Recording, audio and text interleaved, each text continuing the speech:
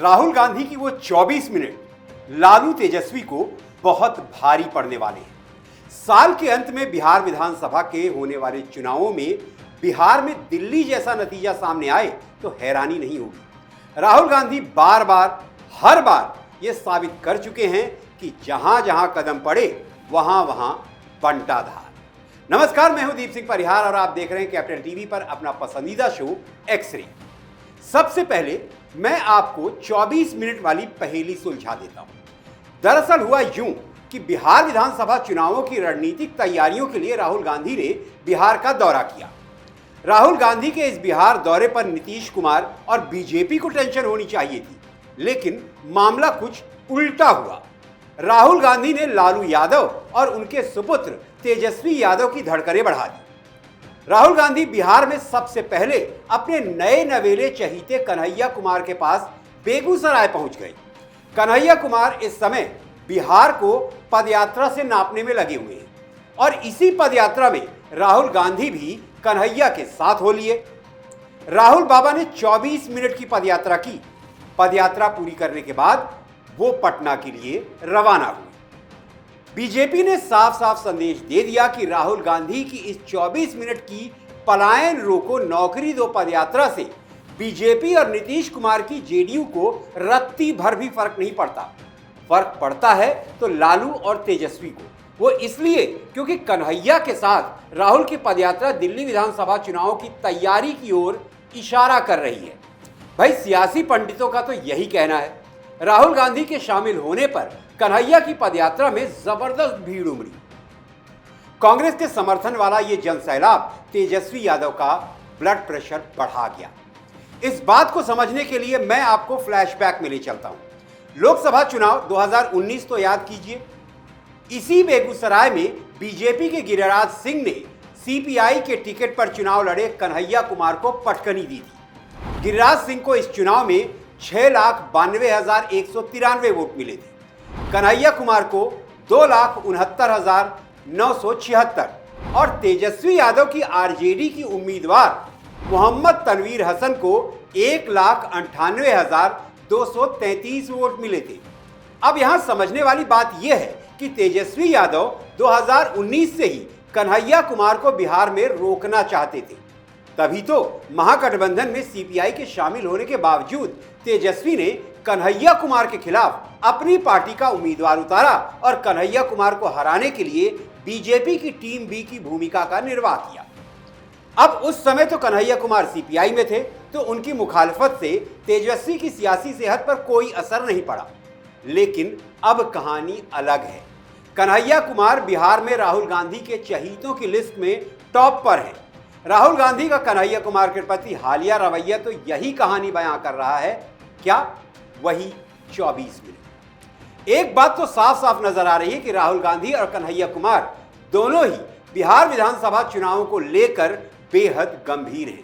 कन्हैया कुमार युद्ध स्तर पर अकेले ही चुनाव की तैयारियों में लगे हुए तो राहुल गांधी धड़ाधड़ फैसले ले रहे हैं। दलित प्रदेश अध्यक्ष की नियुक्ति कर दी। बिहार के लिए नए प्रभारी के तौर पर कृष्णा अल्लावरू को तैनात कर दिया। बिहार के जातीय समीकरण को बैलेंस करने के लिए राहुल गांधी ने बिहार कांग्रेस के अध्यक्ष पद के लिए दलित नेता राजेश कुमार को चुना। सिर्फ चुना ही नहीं, कांग्रेस के लिए भला तो तेजस्वी यादव के लिए बुरा संदेश भी देकर आए हैं। ये बात बिहार कांग्रेस अध्यक्ष राजेश कुमार ने खुद बताई। कहा कि राहुल गांधी ने कांग्रेस के लोगों को पार्टी का नेतृत्व बढ़ाने की दिशा में काम करने का निर्देश दिया है कि ब्लॉक स्तर पर अपने संघर्ष को बढ़ाना है। हर घर झंडा कार्यक्रम और फिर हर गांव चौपाल कार्यक्रम में हर नेता को बढ़ चढ़कर हिस्सा लेना है। बिहार कांग्रेस का हर नेता तेजस्वी यादव तक ये संदेश पहुंचाने में लगा हुआ है कि अब बिहार में कांग्रेस वो कांग्रेस नहीं रह गई है जो लालू और तेजस्वी की कठपुतली की तरह बिहार में चुनाव लड़ रही थी। राहुल गांधी के हाव भाव और कन्हैया कुमार के तेवर ने यह क्रिस्टल क्लियर कर दिया है कि अब बिहार में कांग्रेस को चाहिए फुल इज्जत, और वो फुल इज्जत मिलेगी बिहार के चुनाव में कांग्रेस को सीटों के माध्यम से। सम्मानित संख्या में सीट नहीं मिली तो राहुल गांधी का डायलॉग तो याद है ना आपको, टाटा बाय बाय खत्म। इसका मतलब यह हुआ कि तेजस्वी यादव की मुश्किलें बहुत ज्यादा बढ़ने वाली है। अब आपको तेजस्वी की मुश्किल समझना है तो बिहार चुनाव में महागठबंधन की सीटों के बंटवारे का गणित समझना होगा।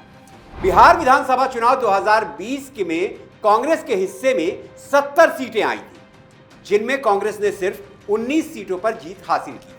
अब हुआ यूं कि तेजस्वी यादव ने 2025 चुनाव में आरजेडी के 143 उम्मीदवारों को चुनाव मैदान में उतारने की प्लानिंग कर ली है। इसका मतलब हुआ ये कि महागठबंधन में शामिल पार्टियों के कोटे में कुल मिलाकर 100 सीटें ही आएंगी।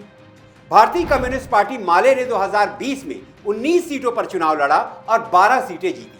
कह सकते हैं बहुत अच्छा प्रदर्शन। अब 2020 में अच्छा प्रदर्शन किया तो 2025 में सीटों की उम्मीद बढ़ गई। उम्मीद 19 से 25 सीटों की हो गई। इसी तरह 2020 में सीपीआई और सीपीएम ने 4-4 सीटें जीती थी, लिहाजा सीटों की उनकी भी उम्मीद बढ़ चुकी है। लेकिन यह भी तय है कि उन्हें 5-5 सीटों से ज्यादा नहीं मिलेगी। विकासशील इंसान पार्टी के मुकेश सहनी का हिसाब किताब 20 सीटों का है। हालांकि वीआईपी के मुकेश सहनी ने 60 सीटों पर दावा ठोककर तेजस्वी यादव की नींद ही उड़ा दी है।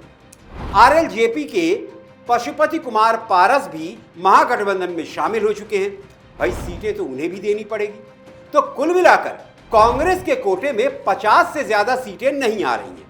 और राहुल गांधी के इशारे पर उनके चहीते कन्हैया कुमार ने तो पहले ही ऐलान कर दिया है कि अगर सम्मानजनक सीटें यानी कम से कम 70 सीटें नहीं मिली तो कांग्रेस बिहार की सभी 243 सीटों पर अपने उम्मीदवार उतारेगी।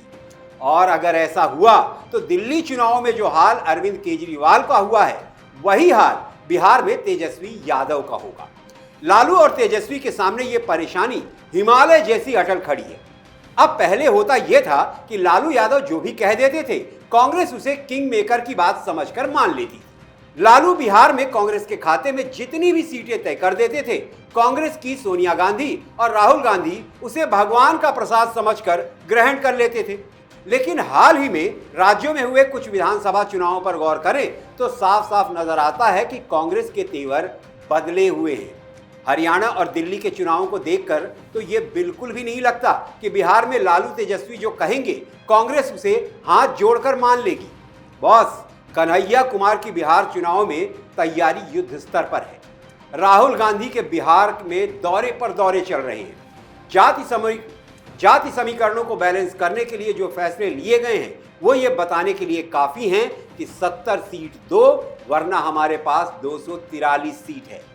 और अगर ऐसा हुआ कि कांग्रेस को 70 सीट नहीं मिली और कांग्रेस ने 243 सीटों पर अपने उम्मीदवार उतार दिए तो इसमें जरा भी संदेह नहीं कि बिहार में दिल्ली वाला चुनावी नतीजा सामने आए। यानी दिल्ली में राहुल गांधी ने आम आदमी पार्टी के अरविंद केजरीवाल की लुटिया डुबाई। अब बस कुछ ही महीनों की बात है, राहुल गांधी बिहार में तेजस्वी की खाट खड़ी करने वाले हैं। आपका क्या सोचना है इस बारे में? बिहार में ऊंट किस करवट बैठेगा? तेजस्वी यादव क्या कांग्रेस के लिए 70 सीटों का जुगाड़ कर पाएंगे? कांग्रेस को 70 सीटें देने के लिए महागठबंधन से तेजस्वी किसका विकेट उड़ाएंगे? अब यह तो तय है कि तेजस्वी अपने खाते की 143 सीटों में से कांग्रेस को एक भी सीट देने वाले नहीं हैं। तो आप कीजिए बिहार की सियासी भविष्यवाणी।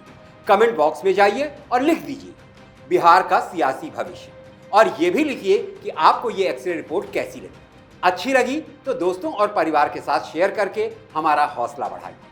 कैपिटल टीवी को सब्सक्राइब कीजिए और मुझे आज के लिए इजाजत दीजिए।